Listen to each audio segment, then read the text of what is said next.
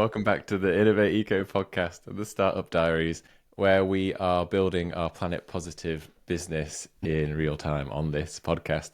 And I'm Rob, and I'm joined by my co-founder Matt, and we've got a very special episode here with our I was calling him our brand consultant, but our in-house designer, I guess you'd say, Ash, who has been helping us on our branding. So this episode is going to be all around branding and talking about that side of things. And yeah, I think like we've talked a lot about not doing too much too early on before we've validated the idea, and getting carried away. It's a classic business problem, is that you get stuck like designing loads and loads of stuff around the branding and things before you even tested it. But with this brand and this idea, we thought that it was so key, so pivotal to what we're making, so much part of like the journey and part of what people will buy into, that we thought it was really important. So we invested a bit of time into it from the start. And Matt, I think it was the right decision based on what we've got so far before we,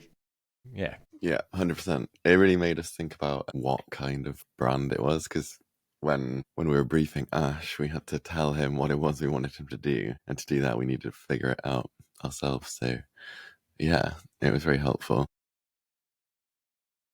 Because we'd kicked around a few ideas for a while, hadn't we? And we like, yeah, as we said in the first episode, the idea of No Longer Known was it's probably about 5-6 years ago that we first had the idea. We'd had a few designs that we'd just done ourselves, that we had some thinking around what like the voice should be and how it should interact with like other brands in the space, and why it's different, and why it why it's needed, I guess. So we'd already like done a lot of that and written down quite a bit of stuff in a strategy. But I think at that point it needed a independent review to come in and like take it to that next level. And that's when you reached out to Ash, I guess. Yeah, so me and Ash are old colleagues, ex-colleagues. I think we have quite a similar design eye.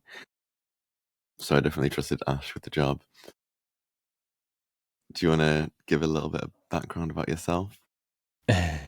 Yeah, sure. I knew Matt from 59 Productions, and that was my first job in London as a video designer. And before that, I was based in Bristol, and before that, I was studying graphic design at Falmouth University in Cornwall. And actually, in between those two things, I was doing an MA in graphic arts at Bristol UWE, and kind of just by chance sort of segued into motion video design animation, just because I was applying for work. I was kind of more interested in moving image than I was still branding work, which is how I ended up at 59. And then, yeah, I think I was there for a year on a fixed term contract, and then went to North House as the motion designer. And so kind of carried on that journey for 18 months after that. Nice. Yeah. And I think I don't want to give too much away, because I've got a quiz coming up later where we'll find out more about Ash. But I think there's like the style and quite often like humorous edge to a lot of your design, which I am very on board with. Yeah, that was quite fun thinking about when we're briefing you about the brand. And yeah, can you remember what our initial brief was, Rob? No, I mean, we had a bit of a strategy, didn't we? So already, so I think Yeah. Ash wasn't starting completely from scratch. So yeah, I mean, Ash can probably remember better what we sent him. We probably just threw a load of stuff at him, like, here's what we've been thinking, but we had the vague ideas around. Well, obviously, I mean, this is where I need to do my elevator pitch again, Matt. It's this Maybe, time. yeah. So yeah, this is for new listeners. Matt sent me the challenge that every episode I have to, from memory, do an elevator pitch. That's good practice. Yeah. That's really good practice. And I feel like every time before the episode, like, I think I've got this down, and then it comes to recording live and it completely goes. And I guess not to draw this out too much, but Matt, I've been thinking that last time we were wondering whether we should go all in on the clothing apparel for now, and I think I've had the thought that we should.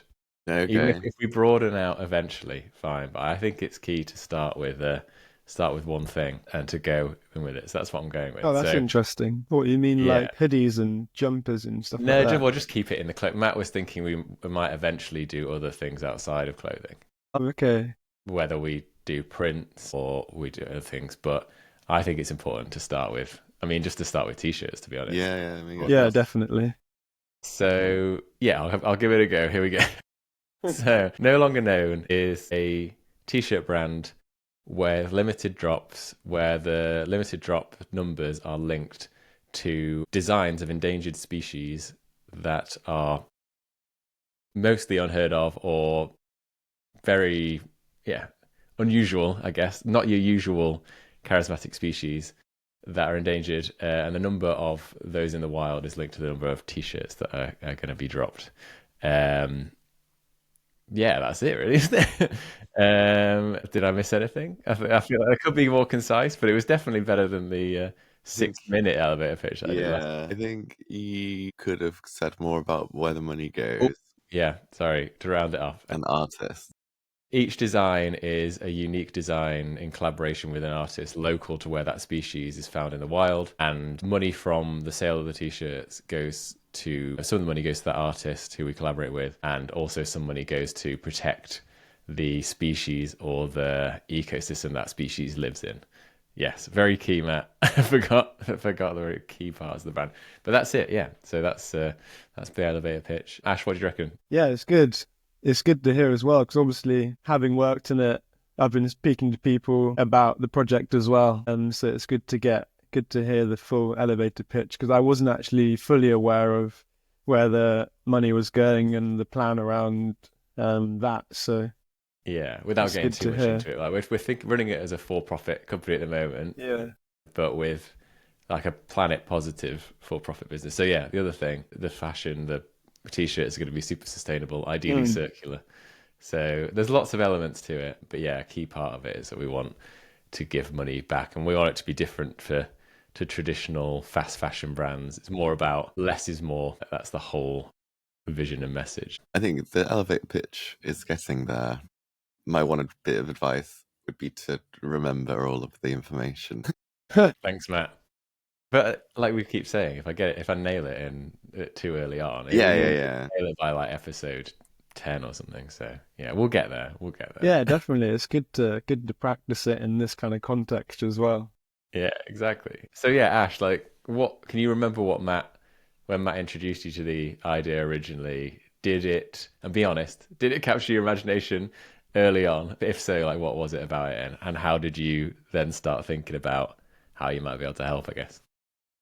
Yeah, it's a good question, and it genuinely did, because so carrying on from my background, I was laid off from my role last year in October, so had a bit of time to kind of step back and think about what I wanted to do, and I'd always been passionate and or motivated by doing freelance work, which sounds kind of vague, but just getting like really deeply involved into the projects that felt more personal to me. And so I just kind of put up my website and like Instagram for my studio. And I think, Matt, you got in touch saying that you liked the logo. And I See, said, that's a lot to be said for a good logo. yeah, true. It is a great logo. Yeah, the little kind of 3D-ish pyramid with some colours around it. But yeah, you messaged saying you liked that, and you're like, oh, I'm actually working on something at the moment, which is the first I heard about No Longer Known. And you sent some images of your designs, which were kind of like based on bone shapes, I think. But yeah, I completely forgot. Yeah, I had Yeah. done like a whole round of initial ideas, and yeah, I sent those over to get your thoughts on. And then I Yeah. think crucially, you then offered mates rates for future design work. Crucially. But Yeah, I think, I guess for any startup that is like a big thing, to be fair. Like if you're scrapping around, like Much appreciated, obviously, Ash. Yeah, getting like a bit of a helping hand at that early stage is massive, for sure. Yeah, definitely. I think it's important to like figure out at what point your like client, even though it doesn't necessarily feel like that, at what Yeah. stage your client is at, to think about the price. As I was saying, because Matt explained the idea behind the project and then explained the idea behind his like branding attempt.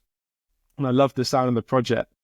Thought it was really cool. I think I was in the kitchen with my sister at the time when I told her about it, and she really liked it too. And everyone that I've spoken to since just instantly connects with it and said it's a great idea. And yeah, I liked your branding attempt. Was like, I think the concept behind it was, of what I can remember, was like using red and green to kind of juxtapose, was it danger and environment or something? I Yeah, can't yeah. remember exactly. Which I thought was a nice idea, and the bones were like symbolic, and trying to play with that kind of idea of sort of referencing death was pretty bold. But I thought like typographically it definitely needed work. So I was pretty keen to get involved and try and figure it out with you.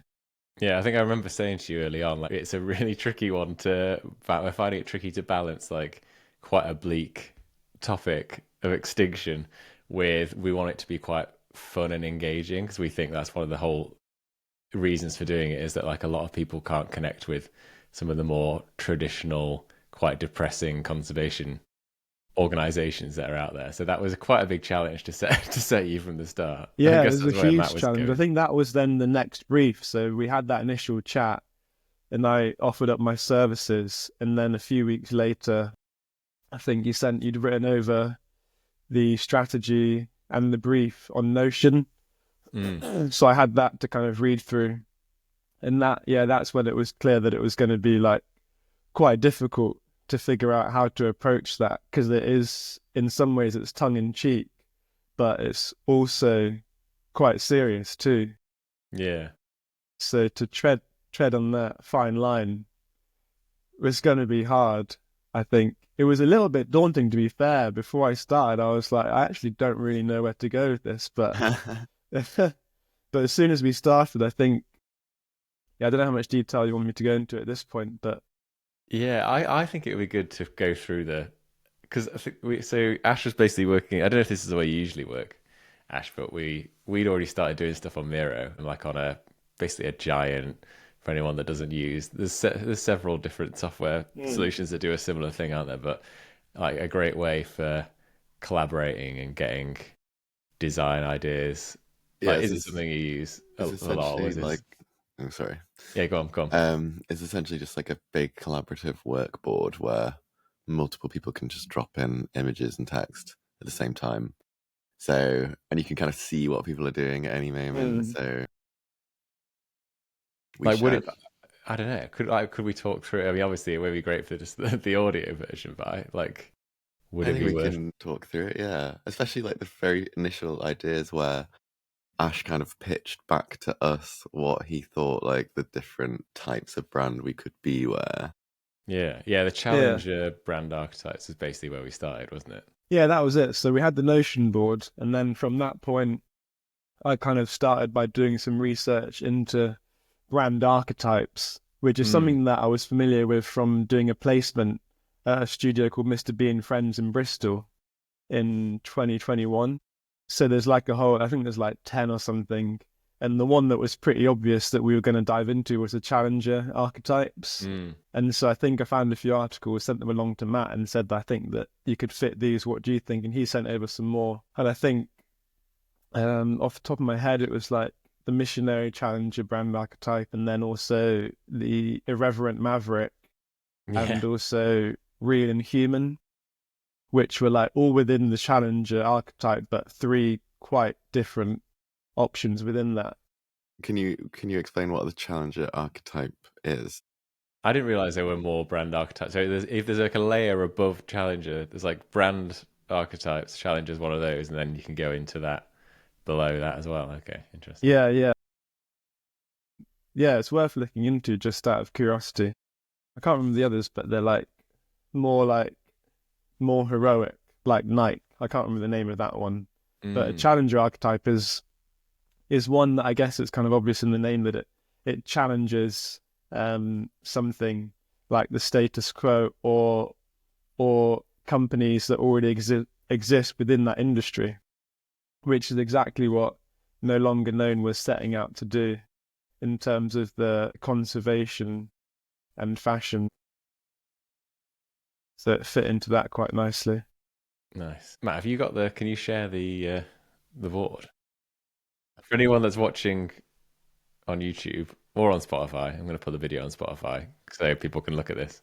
Cool. Even though on a phone it might be quite tiny, but it just gives you a glimpse into the zoom The out. process. I do This love is it like though. Ash's garage. This evolved over time. It's pretty cool to look back on it now. But like me and Matt would go in to this space every few days, and then there'd be a whole load of like more stuff that is. It's a lot of work. I've actually found the brand archetypes website as well that we used, so I can put that in the chat. Yeah, I'll share a link to the brand archetypes thing. So I think Yeah, because it's really interesting, and yeah, I think you can. I think we dove fairly deep, but you can dive a lot deeper to the point where it's actually kind of mad. But it's a really useful tool, I think, for figuring out where your brand sits. so you just like pulling in different like other brands and like ideas and just going quite wide at the start. But yeah, so Well, yeah. Well, do you want to talk through it? I think I shared a load of references with Ash, basically of just things that I like and things that me yeah, and Robert talked about, of like similar brands that have quite like I guess a similar feeling to what we're looking for, but not necessarily in the same space. And then I think, yeah, Ash, you took those and distributed them. yeah, they became the basis for the 3 different routes. And so I just kind of picked out. You had all the kind of references laid out. I can't remember how they were based. It was generally through their tone, and so in that I kind of identified 3 different options. What the first one was like a more heroic, classy looking identity Yeah, I that's think kind we'd of call very that like upmarket. minimal, kind of modern. Yeah, which definitely makes sense. And I think, yeah, there's an argument to suggest that this route could have worked. And so I was just thinking about typography Mm. and photography and colors, like a kind of a muted goldish kind of palette, and then all the photography from like a ground level Oh to yeah, make so the if people you're in the watching this on clothing look, screen, it's like yeah, it's look quite photos big. of like a quarterback looking with a sunset behind, like looking up. Yeah, Like they look very like they're on a mission. They're trying to like achieve something great. Very stoic.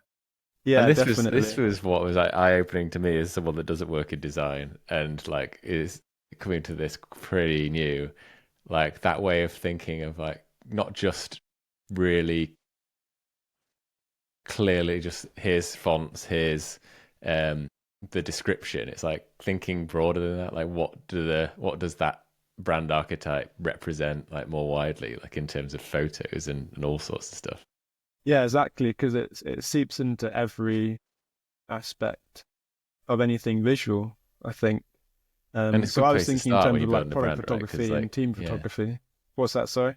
So it's like a good place to start, like thinking that widely when you're building a brand, because you don't want to get too far down the line. You're like, actually, this doesn't really fit what we're trying to do. Yeah, that's a really good point, to be fair. Helps you kind of identify strengths and weaknesses early on. Yeah, these were all the kind of sketches. And like you were saying, Rob, kind of just went in, tried to explore like every single possibility based around this notion of the brand feeling heroic. And Mm. I think like my favorite idea from this one was if you scroll along that, you've got the type where I tried to like emboss it into some Yeah. concrete, and then the camera angle is from slightly below that, so it feels like you're looking up to it. And I remember us talking about this, like some of them almost look like well, some of them are gravestones, but it's like the engraving, and we were like, oh, fits quite nicely with the notion of extinction. But then Yeah. I don't know, Matt. I think we thought that was getting too on the nose. Slightly too morbid, potentially. Yeah, I think so. And I don't think it necessarily represented the tone that you wanted to achieve with the brand as well, with it Yeah. being a bit more playful. Yeah, exactly. I don't know if we mentioned that, but one of the things that me and Rob talked about was kind of differentiating ourselves from other kind of environmental brands who, on the whole, are a lot more traditional with their branding, using like serif fonts and muted colors. And I guess this is maybe, I don't know, the font that we've got for some of these could be similar to like the National Trust or something like that. Historic England or something. Yeah. Which were the kind of brands we were trying to challenge against. Yeah. Yeah, I think that's a really good point, actually. That was quite an important part of the brief, was going against that. Should we do the third one first before we go on to the one that we chose? So what was this one? Yeah, this was based on like the real and human challenge archetypes. So it's generally just quite inoffensive and trustworthy. You've described it as community spirit on the board. But yeah, I guess it would be that, because especially with the National Trust as a reference, Yeah.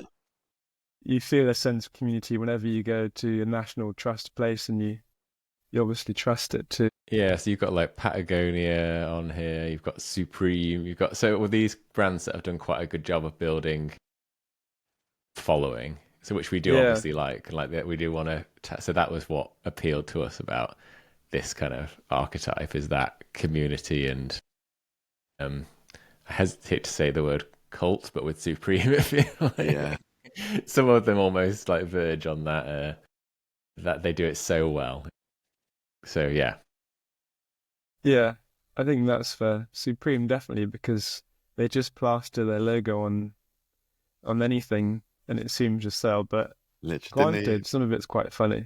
Didn't they do a house brick as one of their house brick? Yeah, just a brick that said Supreme on. You could buy it for like 200 quid. Wow. So they did something right. Yeah. No, I think from like a branding perspective, it is interesting there. I did read a case study on that as part of the research, and it's kind of mind-blowing. So yeah, the photography, the fonts for this one are a lot more playful, would you say? Yeah. And they're like formal and playful at the same time. Like I guess it's the trust thing, isn't it? It's like they're playful while not losing that trusty element. Yeah, exactly. It's kind of like smart casual. Yeah. It's very smart casual, which it's just nice, isn't it? It's quite easygoing. It's good company. And the photo, you got some photos again, which some of these are very funny. The photography was a funny one because initially I was looking for like references of community, people spending time together, and then just ended up with all these really generic looking stock photos of dinners and group selfies, which I just don't think really fitted the idea behind No Longer Known. So I thought about a way of making it more edgy. So reference some of these black and white photographs or this like British street photography. Yeah. Where it's not necessarily clear what the subject is. I describe them as very real. Yeah, definitely. Which I don't think really works with the previous type references. But I do love this idea of the photography being like a little bit garish and want to revisit. Yeah. It was something. And yeah, to be fair, I think of the three routes, this was probably the one I was least excited about, which is potentially shown through the amount of different ideas. Maybe I was just running a bit dry at this point because I think I remember you saying, Ash, it felt like the obvious route. Like it's like when you first come up with this idea and it just falls into that category with like Patagonia and the brands that are doing quite well in this space at the moment. It just felt like the easy route in a way. 100%. It's all trendy as well. All of the designs are kind of trendy, like skipping out the vowels and playing with the letter spacing as a way of tweaking the type to make it seem more interesting, but not actually doing that much with it. Did you ever consider playing with putting an umlaut above the O's? I feel like that's the most basic graphic design thing that people Or do. like the line through it, the Swedish Yeah. line through the O's. Which Yeah. in reality would change the pronunciation completely. I never actually considered that. Maybe there's an alternate universe where I did, and everything's quite different at this point. So that I think it wasn't exciting, least exciting, even though it was kind of obvious. So yeah, we didn't. As soon as we realized that, we were like, meh. Yeah, exactly. But it's good to try and test that space Yeah. just to see. I think also when Ash presented these to us, he presented this option last, just after he'd presented the one that we decided to go with. Yeah. So I think it was already clear which direction we were going in at that point. Yeah, definitely. Which was this one, the Irreverent Maverick, which is the best name for the Challenger archetype as well. Yeah, what's the description of Irreverent Maverick? I can't quite read it. Oh, this Challenger narrative is one of provocation. Excuse my pronunciation of that. A poke in the ribs, deliberately setting out to create controversy through entertainment and humor. Culture in a box. How do you actually pronounce provocation? Is that right? Yeah, that's right. Yeah, Okay. not a word you see written down. No, it's not. I like you've got a kind of list of notes about this and a kind of question, which is how would they enter a party? And the answer is by kicking the front door down. Yeah. Yeah, I think it was quite a fun way of personifying it. So the classy hero would enter the party, superhero landing on the balcony, and the community spirit, real and human, they would be hosting the party, so they wouldn't even enter. Yeah, there's kind of like slight arrogance to it. Yeah, which is kind of interesting because it suggests they were already there. Yeah, it's interesting. Just fitting in. The Irreverent Maverick kicks down the door wearing a No Longer Known t-shirt. No way. I feel like that needs to be created in some marketing material at some point one day. Yeah, that would be agreed. really, really fun. So yeah, this one is when we started thinking this is getting closer to what we... Well, actually, not necessarily what we had in mind, but something that struck a chord. I think a lot of mine and Rob's favourite brands, a lot of which happen to be breweries. Yeah, they kind of fall into this. So yeah, I think. Sorry. No, I was going to say Mikkeller is a very famous example of a brewery with great branding. It's a Danish brewery. Sorry, carry on, Ash. Sorry, I was jumping in a bit, but Minor Figures as well, I think, was like a core reference from the start, even before we'd spoken about or considered 3 different routes. I think that was a reference that was, quite key in terms of its visual identity, but also its tone of voice. Was something that you're quite interested to seek inspiration from.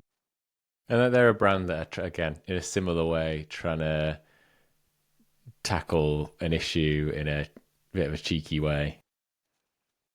Not quite as dark as Extinction, maybe, in a lot of ways, but like other kind of environmental issues, aren't they? Like with the oat milk. Yeah, true. I think No Longer Known is definitely treading in more sensitive territory. Quite funny, actually. Which is good. Looking back I remember talking so much about the Minor Figures and their use of colour and being really inspired by that, and that really driving things forward, which looking back is quite funny, as without wanting to give too much away for people who haven't seen the brand, but there's no colour at all. Yeah, it's monochrome. But I think that's we'll probably get onto that. Yeah. But I think to me, anyway, that's like a key part of its identity. So what were the fonts and with Irreverent Maverick fonts and photos that we've got on Yeah, screen? these are the type references are kind of funny looking back because I'm kind of got a background in typography, I guess. Like a lot of the work I did at uni and after that, even if I go into something like making an animated short film, it's always centered around type. So I get really excited about creating custom type. And so even when I was finding the references, I knew that I wanted to create something bespoke. But obviously, at this point, it's useful to have some kind of visual guide of what direction you might go in. So I didn't necessarily think I knew they'd work, but it was just good to have anyway. And I'd say the photography for this as well. I don't know if we necessarily latched onto this too much, but it was very funny to see for the first time because they're quite silly. How do you describe these kind of It's on the nose. selfie style, goofy photography of humans and animals? Yeah. Yeah. And whether that's what we're maybe when for the final brand, it might be almost too far in the human direction. But it's Yeah. getting closer to what we were thinking anyway. Yeah, I think so. And I guess that's the useful thing about having these three different routes is you can kind of look back and pick aspects of other ideas that you might want to use to infuse an idea later down the line. Going to being like a heroic maverick or irreverent something. Yeah, kind of blending the two. But I think this is where we started to get more into the like on the sketches and stuff is where it started to light up a bit. Yeah, it is. And I think I remember when I was kind of presenting it to you, I initially, I was thinking about like death and quite obvious references like using bones. And then, so once I'd kind of briefly explored that of a few sketches, I was then thinking, okay, what's the opposite of death just for the sake of generating more ideas? And that was like things being born. And so went down this route of potentially using an egg as the identity to juxtapose the idea that we were dealing with animal extinction. And then from that egg, I thought about like animals that can come from it. And that's where I kind of landed on the dodo. I remember this moment we were like, oh yeah, the dodo. Yeah, it's an It hadn't even extinction, crossed our minds. icon. Really, from my like little knowledge of animal conservation, it's an animal that always sticks in my mind about one that's pretty well known for becoming extinct. So I was like, oh yeah, I'll just do a dodo sketch. That could be quite fun. It was like just more not a throwaway idea, but just something that I thought was worth exploring, but something that you really connected with quite early on, I think. Because I think for me, dodo is slightly goofy, which is what Yeah. we were talking about with the brand. But we don't have to explain. People get it straight away. Like if you put some more obscure animal in there, they might not understand that link. So we like the idea that you don't have to make a very big mental leap to get from dodo to like what it's about. Yeah. So yeah, I think yeah. I just did a few sketches about that. Quite. Oh yeah, I think the egg idea as well was something that we quite liked because that looked quite promising from an early stage as well. And that actually that stuck, yeah. Yeah. What are you going to say, Matt? Sorry. I was going to say, yeah, your kind of first kind of iteration of no longer known typed, written out, I guess, in your like custom font. And was the idea here that it's like the letters get bigger as they grow out, as if it's kind of being shouted? Yeah, that's exactly it. And this was where it kind of, this was the first kind of attempt at trying to make that work. So I had this thought about how can you make a mark feel like it's being shouted. And so one of the ideas was just trying to make each letter bigger, as if it's being shouted at a protest. And so then that idea of a protest became quite important. Follow the line. Out of the dodos. Oh yeah, so I think that's where we kind of got to. I was like, oh yeah, how can you make something seem like it's being shouted? And that's as far as we got. And then the next brief was really funny because we kind of each time we took a step forwards, tried to explore like every possibility, then picked a route from that, and then tried to do the same thing again a couple of times. And so the next brief was I think you said to design like a illustration of a dodo that I'd get tattooed.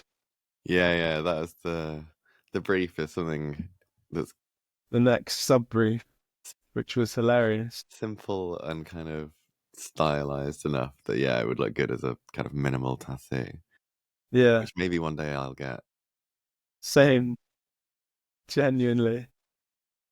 That's quite a good. I think I remember actually saying that was quite like a good reference point. Yeah, so the early sketches were awful. I think it was looking more like a seagull at the beginning, and that was me just, I'm not like the best drawer, but if you've got references, then that can obviously help. And then I'm not sure what the idea behind this was. I guess I was just thinking about custom type and just getting marks down to see what worked and the slow evolution. What didn't. Yeah.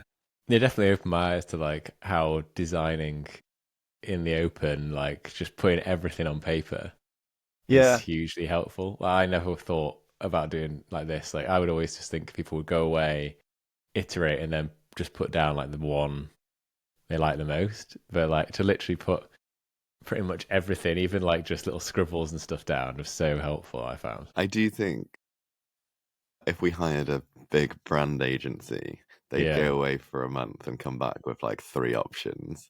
But I think this is way more helpful for us to because I don't think we necessarily know what we want. No, I think you're right. I think, for me, I prefer just getting everything down, any idea. Because if you go back to the dodo one just above this, that one, on the right, that you can see the reference that I used. It was like this kind of outline, and then I just turned that on its side, and that helped quite a lot in the process of making the dodo anyway. But it was, obviously at that point it felt a bit too close to the original source. But I think just getting everything down was fun. For me, I really enjoyed it. Just like, because I had the initial kind of template of the type, and I was just using different kinds of pens going over the top in slightly different ways. And then it got to a point where I was thinking, well, how can we make it feel like it's a mark that works together, which is when I started connecting the ends from longer and known. This feels like a significant move to the final brand. Yeah, we're getting closer at this point. Yeah, and again, that was something that I just thought from a visual perspective could work and help make it feel like a solid logo. And then that's something that you highlighted as an element that you liked. So I think... Yeah, I think we got back to you and were like, let's push it even further and make it into almost that kind of lightning bolt. Yeah. Yeah, and then Matt pulled up a potential risk, didn't you, with at one point? Yeah, so I showed that to my partner and she said, the original kind of joined up ends on top of each other looked a little bit like the Stasi logo, which I would say is an Not organization we'd like to distance ourselves from. Yeah, Yeah, not really the target audience. It's one of those, once you see it, you can't unsee it. So, but Definitely. So it never really works in isolation, I think. But these are some early sketches of what became Dave as well. And at this Dave the point, I was Dodo. just doing the same thing again. Once I'd figured out like the rough shape of the bird, I was kind of referencing the initial illustration that I turned 2D, and then also combining that with the reference of the more trendy illustrations, and then just trying out that design with different pens just to see what worked and what didn't. And that's when I kind of thought about taking that protest mark or idea further and having Dave shout NLK as a sort of alternative design. And then this is where it's kind of starting to get a bit closer to defined design. Sounds pretty close, I'd say. Yeah. Yeah. So we like kind of like angular, quite hand drawn like elements in most stuff. Yeah, I remember you saying that actually. That's just like something that someone would write in a big marker pen on a piece of cardboard at a protest, and I think hopefully that still comes across. Yeah, definitely. That kind of started to become the core principle behind how I was thinking about it.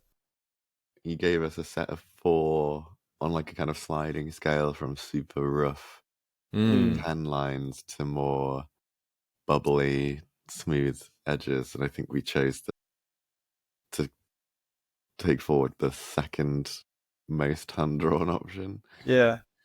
And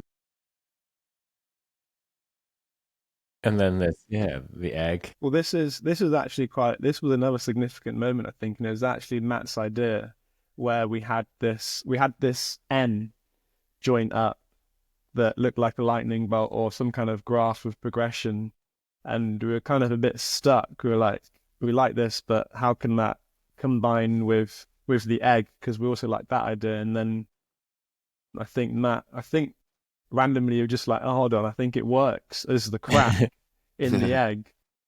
And I think, Rob, you said, that's it.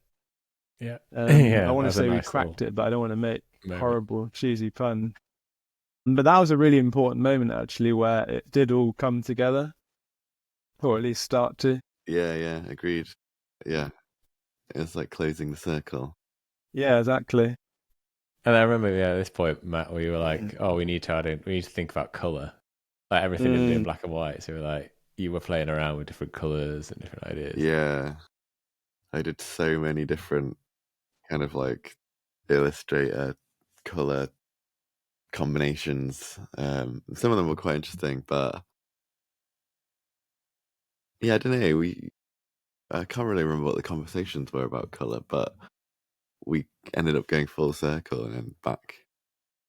I think we just thought like we're going like because of the whole from the start, like we want it to be playful, but also not lose like all the seriousness of the topic. And then we were like, well, so we're already making it quite playful in it. It's like in the font type and in the dodo and things like that. So do we actually need to go all in on color as well and have that super bright? I think that was where the conversation went. Yeah, that's exactly what I thought as well.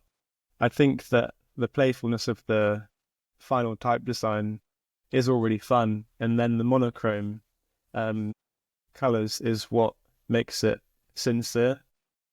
Yeah, I also like the idea of when we start getting designs in my mind at least, a lot of this artwork will be super colourful. So having that as the only colour in the brand, so it is about the art. It's not really about. Yeah, I fully agree. I think that's really important.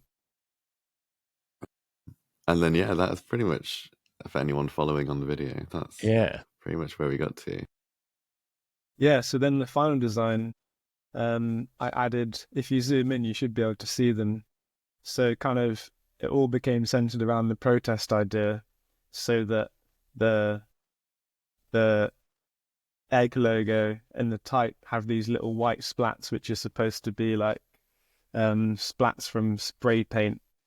You know, imagining if someone was like spray painting a sign next to the person who was then writing out the logo with the brush pen, some of the splats got onto it in preparation for a protest. And then on the lettuce logo, you can see the start of the brush pen as well. which is quite a nice detail, I think. Yeah, it's very nice. Yeah. And then also just for like visual symmetry, there's like a starting stroke to the N at the beginning of the logo, and then there's a little like an exit stroke as well, which Yeah, I really like that. tries to kind of package it up as one thing. So yeah, that's pretty much where we're Yeah. at, isn't it? I think there's some more work we did around. There was a little bit more evolution of Dave. But yeah, there was, yeah. There was I the think quite funny conversation about. I think you'd nailed the kind of like the look of Dave the Dodo, but deciding what his eye looked like completely changed the tone of it. Yeah. And I still think we can use, point for wider discussion, but we can use different eyes, I think, depending on where we're using it. But that's just my thought. So we ended up going for,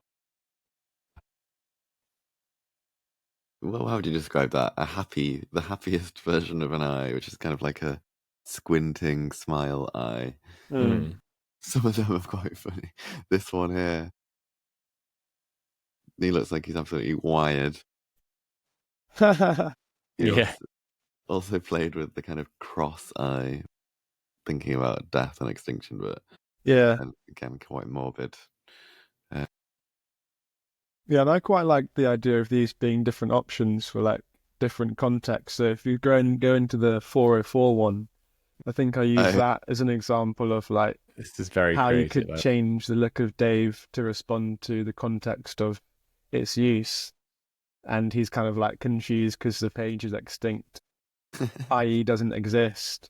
And he's shouting 404. Yeah, which is when I kind of really started to, obviously I was excited about its progression anyway, but at this point I was like, wow, yeah, it's so much fun to explore how he could be used and how you can take this whole like protest idea further of things being shouted. Because that just reminded me of something that you said that was quite important, Matt, and was that the whole idea of the brand is that it's a call to action.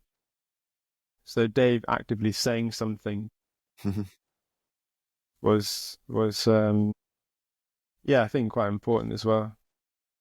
Yeah, I just had there to the left as well. Like this, I'm still with the awareness through scarcity slogan. I've been thinking about this quite a bit in terms of, I was reading something about other brands and about how important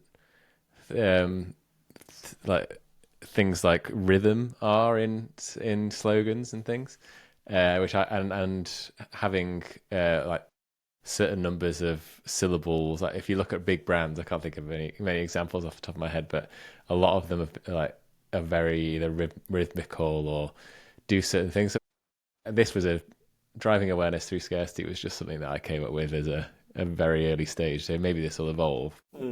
I'm not. We'll see. I think there's something in it, but yeah, you were just started playing around with what that might look like as a message as well. Yeah, and each one's just obviously the bottom of the type is kind of fading away, just referencing the idea of scarcity, which is one of the ideas that I came up with for the first direction. So it's a good example of just like still dipping into things that you thought of but didn't necessarily use but could become useful at a later time. Nice. So yeah, that's where we're at, I guess, isn't it? Yeah. And it's quite fun. It is cool to just go back through it, and hopefully anyone that's watching found that useful to see how we've how it evolved. Because I definitely found this way of working like pretty eye-opening for someone who struggles to often get an idea out of my head into fruition. It was really useful. That's good.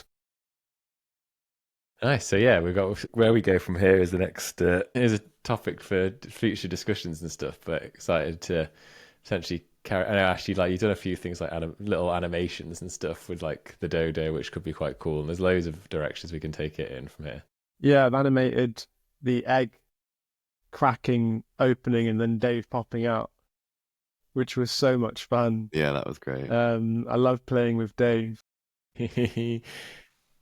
So yeah, when we get on to doing more like marketing material and like videos and stuff, I think there's so much we can dip into with all that, which is great. So we basically got the font, the logo. Well, we still fonts is still something we're discussing, but the kind of feel of it, and then Dave the Dodo, the egg, and there's a few things we've got to work with now, which is great. Potentially just the double N lightning bolt on its own. Yeah, that was something that I was worried about there because of the reference to the whatever it was that Becca said. What was that thing called again? The stars thing. Yeah, on its own, it looks like that. Do you think? Okay, yeah, That's maybe what we I don't. think. So I feel like it agree. works. You need it in the egg. Yeah, with the egg and with the type. But that's Awesome. yeah. So yeah, Doesn't need to be discussed on the pod. Is now a good time to move on to the quiz? Now we've heard about Ash's journey. Yeah. Yeah, I think so. We can- Like, unless Ash, you got any Well- closing remarks on the brand piece? Well, I guess I think it's important for the listeners to know that it was definitely a collaborative journey as well. Because I think there was potentially 2 or 3 stages where I'd suggest ideas, we'd chat about it, and then we'd go in one direction, I'd go away, do some more, then come back. So each time we were kind of all directly involved with that, which I think was an important part of the process. Like you were saying, Matt, like a big studio might have just presented polished work at each stage, which is something that I thought maybe I should have done, but actually just getting everything down and being able to look at everything really helped, even just like all the random sketches that I didn't even really want to show, but it was still worth presenting them anyway at this point. Just case, it's a good lesson in like not being self-conscious about your unfinished work. I get that a lot of the time in my day job, just not wanting to share things that you know aren't quite right, but can still create a talking point. And that's the whole point of doing this podcast as well, right? It's like building stuff in the open. Looking back, we'll probably cringe at some of the things we said, but it's just nice to have that record and see how it evolved. Yeah, definitely agree. Nice. Well, yeah, it has been a good collaborative, and I think it's taught me how I should probably work in other areas as well, a bit more openly. Yeah, I guess building a brand from scratch is completely different. Like I've seen quite a lot of rebrands over time, and they always make me laugh from the outside. I remember someone working for like one of the big consultancies in the world, and they spent like millions and millions on a rebrand. And they were like the big announcement, and then it was like it looked almost identical.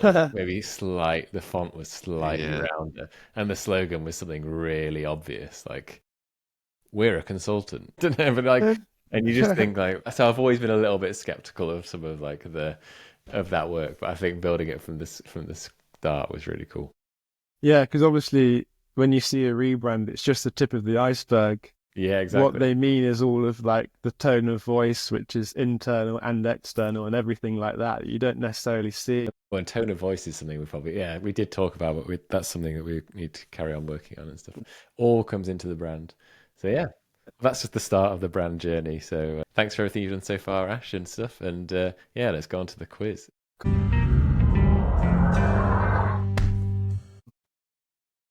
So I thought, obviously I know Rob and Ash very well, but they don't know each other that well. So I've devised a quiz, which is questions about both Rob and Ash. No way. And where hopefully both of them and the listener will get to know you a bit more.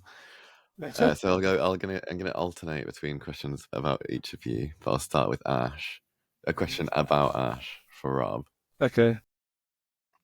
I feel like the answer to this may have been revealed recently in our WhatsApp group, so No. Hopefully you've forgotten. But what is the name of Ash's design studio? Is it Studio ALVK? Is it Studio AAALVK? Or is it Studio AAAAAALVK? Yeah, this was revealed, unfortunately. Yeah, it was. I believe it's 7A, but I would love to know the reason behind this. Yeah, it's a good question. And so there's 2 kind of different stories that come together to create the name. And the first one is that when I first got Instagram in like 2014, I wanted to have my username as my initials, which are ALVK, but ALVK was taken, so I added another A on, and that became AALVK. And I deleted that profile, made a new one, which then became AAALVK, which is kind of like my personal practice Instagram account now. And then when I first started getting into design, I used to go on this blog called Boom quite a lot, and Boom's got 7 O's in it. And so Studio LVK with 7 A's is obviously an extension of my personal practice, but then a reference to its origins from way back in the day, which is why it's got 7 A's now. Nice. Yeah. So, any regrets, or did you just tell everyone it's 7? Yeah, loads of regrets, but it's potentially too late because I was emailing someone at the King's Trust, and I was trying to get my personal email changed to the work one, and she was saying, "Oh yeah, the tech guys were panicking that they might have put in the wrong amount of A's," and it was all like this whole ordeal. I was like, "Oh no, what have I done? Causing all of these people stress." Yeah, they'll remember you. Yeah, that's what I was thinking. And if you type in Studio A, then it should come up like quite quickly on Instagram. And if you can't remember how many it is, just type in a few, and it might pop up. I remember you saying your mum was really against that. Yeah, she's still not a fan. Don't think she ever will be, and I fully appreciate why. Like, logistically, it's a nightmare, but it seems to be like sparking conversation, so that's not so bad.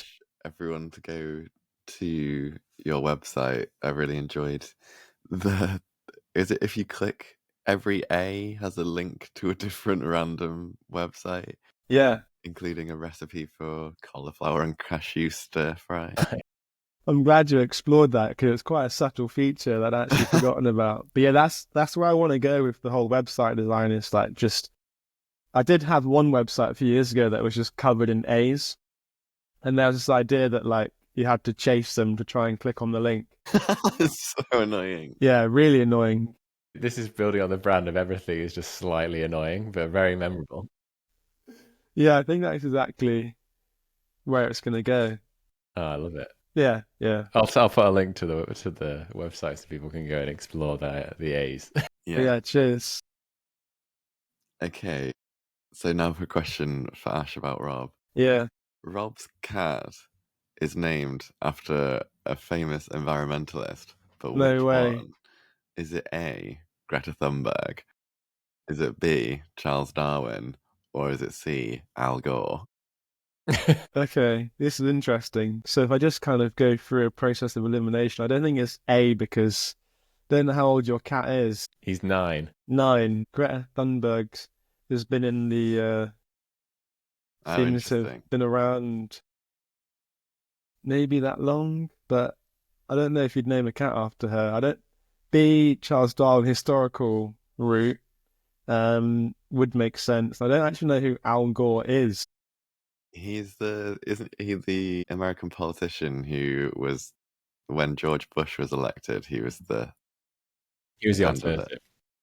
Yeah, he did a film on climate change, like one of the first films that like got climate change into the public eye, basically. So he's like one of the founding, I don't know, visionaries of the climate movement. Okay. Yeah. I think I'm just I want to go for B because that's familiar, but I think I'll just go for C because it seems like a more rogue choice. Yeah. You've hit the post. No way. Yeah, it's B. Is it B? Yeah, I think. I mean, yeah, it would have been. Al Gore wasn't on my mind, but in hindsight, it would be a very funny name for a cat. Al for a cat would be quite funny. So what's your cat called then? Darwin. Yeah. Charles Darwin to full name. But Darwin, really. That makes sense. His middle name. What's his middle name? Well, yeah. So the thing in evolutionary biology, right? Like that kind of links back to No Longer Known. A lot of one person gets all the press, which is Charles Darwin. Just like some animals get all the press. But actually, there was another scientist that was equally as important, who just no one knows about, who doesn't get any press, called Alfred Russel Wallace. And we, like, after naming him Charles Darwin, we went, because my wife's also a biologist, we were like, feel like we've just done the obvious thing. We should have gone for Alfred Russel Wallace instead. So we decided to give that. That's his middle name. Since but it's Nice. now Charles Alfred Russel Wallace Darwin. But Darwin, really. Great name. Quite a long cat name, really. It is a very long cat name. Not sure that would fit on the pet passport if you got one. Moving swiftly on, the question about Ash. Ash has published a book. Quite a creative, kind of artistic book. But what is it about? Is it the letter A? A compilation of shopping lists he collected whilst working at Waitrose? Is it B? A compilation of messages left at reception whilst he worked at a hotel? Or is it C? A compilation of threats he was given whilst working as a traffic warden? Those are all amazing answers. I really hope that it's a trilogy that's like he's only written one of them. All of the above. Oh man, yeah. Like A feels like the slightly more obvious choice. Maybe just like Ashton, I'm going to go for what I kind of hope it is, which is B, the hotel one. Unfortunately, it's A. Still sounds like a great book, to be fair. Yeah. It is great. Shopping list. I own a copy. Nice. Yeah, I think I Threats as a collected traffic 86 shopping lists from customers in store and sometimes outside as well, actually, when I was working at Waitrose for 18 months during my master's. I think the most memorable collection was this elderly lady who I'd spotted had a shopping list clipped onto her trolley. You know, you have that little clipboard thing that you can put something on. She'd actually used it and put the shopping list inside a gift card like wrapper so that it was weatherproof. And I spotted that, and like this I don't know, not sure I should reveal it, but I followed her out the store. And then when she put her trolley away and walked off, I nabbed the shopping list on the clipboard for the collection. Yeah. Yeah, so it got a bit intense. It's very fun reading through because you kind of create these stories of what people were planning based on the things that they were buying. Yeah, like that weird case in America where I think it was Target, were like figuring out people's life stories based on their shopping purchases. That's They were fun. like sending vouchers to families of women who were pregnant, like revealing to the rest of their family that they were pregnant without without even telling anyone, like things like that. But I think some of it got really weird. Like they were revealing things about people they didn't even know themselves. And were they true? Were their revelations true about the people, or were they just predictions? Yeah, I think like they were weirdly getting like a lot of stuff right, like through just like the algorithm of some. Yeah, you didn't get any like really depressing kind of like ones where you thought I need to find this person and help them. Step in off the top of my head. Not that I can remember. I think it's Warminster in Wiltshire, so it's quite it's Waitrose. It's quite a pleasant place to be, and their clientele are all quite pleasant as well. And I think there's a few. One just said like loo roll and bleach or something along those lines. There wasn't many things on there. I rate that they still wrote a list anyway. Yeah, you need to write that down. Yeah, loo roll and bleach. I think there's a couple more things on there, but I can't remember then. I'll just do one more question because I feel like we're running out of time. Yeah. So Ash, one last question about Rob. Which one of these celebrities follows Rob on Twitter? Is it A, David Attenborough, B, Barack Obama, or C, Justin Hawkins from The Darkness? I mean, last time I didn't go for what I thought was the obvious answer, so this time I am. So I'll go for A, David Attenborough. Rob, do you want to reveal? I don't know if this is still true, but it was true. Well, I haven't checked for a while. I don't go on the website formerly known as Twitter anymore for obvious reasons. But it was Barack Obama. No way, seriously. Yeah, at one point he was only following like 1,000 people, and I was one of them. How did that happen? No idea. No idea. You must have Really? tweeted something really poignant. Yeah, I think it was just before he became president that he started following me. So it was quite early on. Well, have you posted some no longer known stuff on Yeah, I should start X, it, formerly yeah. known as Twitter? Because I if know, but then I have to Barack picks go that back up, on X and feed into that, and God knows what kind of like alt-right comments we're gonna get Yeah. flying my God. way. But maybe that's that's the ultimate testing ground for no longer known, probably. Well, yeah, thanks, Matt. That was fun. No worries. yeah, that was really good actually. Just so I won't turn this into a question, but it's just a fun fact about Ash. There was a question at one point, but he once brought his own club to a mini golf date. Yeah, it's true. That's just taking it. Was that because you were worried there weren't other clubs there, or is that just taking it seriously? Taking It's it taking too mini golf seriously. Yeah. Because I don't like the putters that you get at Crazy Golf usually, They like are the rubbish. rubbery things. So I took my Yeah. own.